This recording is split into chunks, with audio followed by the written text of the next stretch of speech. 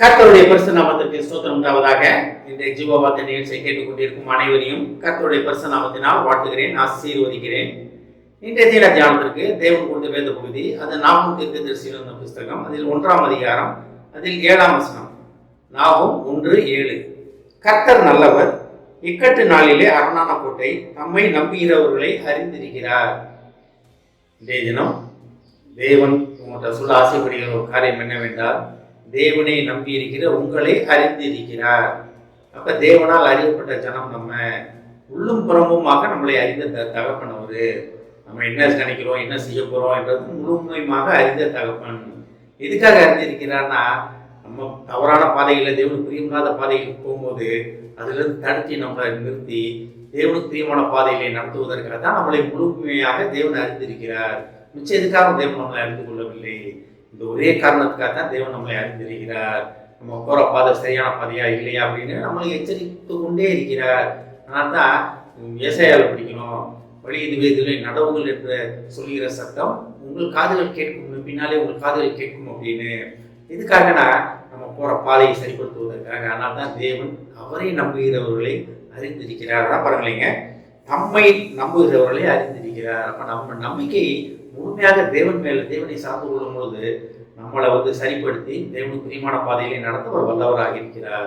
இன்றைய தினம் தேவன் உங்களுக்கு கொடுக்குற ஒரு வாக்குன்னா, உங்களை தேவன் அறிந்திருக்கிறார், உங்களை தேவன் நன்றாக அறிந்திருக்கிறார். இந்த வசனம் எப்படி ஆரம்பிக்குது பாருங்க, கர்த்தர் நல்லவர். சங்கீதக்காரர் சொல்றார், கர்த்தர் நல்லவர் என்பதை ருசித்து பாருங்கள் அப்படின்னு. எப்படி கடைசா பார்க்க முடியும் கிடையாது. இது எப்படின்னா, தேவன் நம்ம வாழ்க்கையிலே செய்த நன்மைகள், அவர் காட்டிய தயவுகள், அவர் காட்டிய இரக்கங்கள், அவர் காட்டிய கிருபைகள், இதுதான் நன்மை, இதுதான் நல்லவர். அதைத்தான் நம்ம ருசித்து பார்க்க வேண்டும். அப்போ கர்த்தர் நல்லவராக இருந்து அவர் நியாயாதிபதியாக உட்கார்ந்தாருன்னா நம்மளாம் நிற்க முடியுமா? நல்லா நிற்கவே முடியாது. அவர் நல்லவராக இருக்க போய் தான் நம்மளோட மீறுதல்கள், நம்ம குற்ற குறைகளை பாராமல் அதை கணக்கில் வைக்காம நம்ம அவர்கிட்ட சேர்த்து கொள்கிறார். ஆனால் தான் அடுத்த வார்த்தை எப்படி வருதுங்க, இக்கட்டு நாளிலே அரணான கோட்டை, தேவனே அரணான கோட்டையாக இருக்கிறார். சங்கீதம் 99 தான் ஆரம்பிக்கிறது. கோட்டையாக இருக்கிறார், அவர் கண்மலையாக இருக்கிறார், அடைக்கல பட்டினமாக இருக்கிறார். அடைக்கல பட்டினம்னா சுற்றி கோட்டையால் சூழப்பட்ட இடம். தவறு பண்ணவும் ஓடி ஒழிந்து கொள்வதற்காக தேவன் டெலிபரேட்டாக நம்ம சொல்கிறார், தப்பு பண்ணிட்டியா, ஏன்டாவா, நான் உன்னை பாதுகாத்துக்கிறேன், ஆனால் நான் திருப்பி செய்து கொண்டே இருப்பேன்னம்னா அந்த அடைக்கல பட்டினத்தை நமக்கு இடம் கிடைக்காது, அங்கேருந்து நம்ம துரத்தப்படுவோம். அப்போ தேவன் நல்லவர், அடைக்கலம் இக்கட்டு நாளிலே அரணான கோட்டை, இதெல்லாம் நம்ம நல்லவர் என்பதை முதல் உணரணும். அவர் இக்கட்டு நாளில் நம்ம இருக்கும்போது நம்மளை ஆதரித்து அரவணைத்துக் கொள்கிறவர் அவருன்னு நம்ம இது பண்ண உணர வேண்டும். இதெல்லாம் உணர்ந்தோம்னா அந்த அடுத்த வருஷம் நம்மளுக்குள்ள இதாகும், தம்மை நம்புகிறவர்களை தேவன் என்னை விடுவிப்பார், தேவன் நல்லவர், என் பாவங்களை குற்றங்களுக்கு ஏற்ற தண்டிக்க மாட்டார். அந்த நல்லவர் என்பதை அந்த நிலைமையில் இருக்கணும். அரணான கோட்டை என்பதை நம்ம உணர வேண்டும். இதுதான் தேவன் தம்மை நம்புகிறவர்கள். இப்போ தேவன் மேல் நம்பிக்கை இருக்கும்போது நம்மளை தேவன் முழுமையாக அறிந்திருக்கிறார். இந்த பையன் என்னை நம்புகிறான், அந்த மகன் என்னை நம்புகிறா, நான் அவனை விடுவிப்பேன், அவனை என்னை சேர்த்துக் கொள்வேன் அப்படின்னு.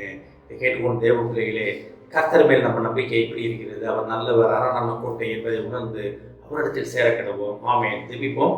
எங்களை அதிகமாக நேசிக்கும் அன்பின் பரலோக பிதாவே, கர்த்தாவே, நீர் நல்லவர், இக்கட்டு நாளிலே அரணான கோட்டை, உண்மை நம்புகிறவர்களுக்கு அறிந்திருக்கிறேன், உண்மை நம்பியிருக்கிறேன், எங்களை நீர் அறிந்திருக்கிறேன் என்று சொல்வதற்காக நன்றி ஆண்டவரே. நீர் எங்களை அரணான கோட்டையாகிய உமக்குள் வருவதற்காக அழைக்கிறீர் ஆண்டவரே. நீர் நல்லவர் ஆண்டவரே. அதனாலே எங்கள் குறைகளை குற்றங்களை பாராமல் அரணான கோட்டையாகிய உம்மிடத்தில் அடைக்கலம் தேடுவதற்காக, அடைக்கலத்தை பெற்றுக்கொள்வதற்கு நீ அழைப்பதற்காக நன்றி ஆண்டவரே. இந்த அழைப்பின் சத்தத்தை கேட்டு இதில் நிலைத்திருக்க உதவும் ஆண்டவரே. நீர் நல்லவர் ஆண்டவரே. ஏஸ்தாவே, நீர் எங்களை உள்ளும் புறமாக அறிந்திருக்கிறீர்கள் ஆண்டவரே. ஏஸ்தாவே, முழுமையாக உம்மிடத்தை சமர்ப்பிக்கிறோம் அப்பா. இதை கேட்டுக்கொண்டு ஒவ்வொருவரையும் ஆசீர்வதிக்கிறோம் அப்பா. ஒவ்வொரு குடும்பத்தையும் ஆசீர்வதிக்கிறோம் ஆண்டவரே. குடும்பத்தில் உள்ள ஒவ்வொருவருக்கும் நீர் அரணான கோட்டையாக இருந்து அவர்களை நீர் அறிந்திருக்கிறபடினால், நன்மை செய்ய அறிந்திருக்கிறபடினால் உமக்கு நன்றி சொல்கிறோம் ஆண்டவரே.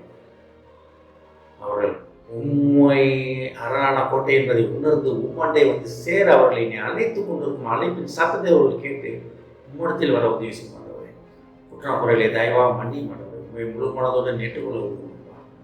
நீர் நல்லவர் ஆண்டவரே. ஏஸ்தாவே, குடும்பத்தில் உள்ள ஒவ்வொருவரையும் ஆசீர்வதிக்கணும்ப்பா.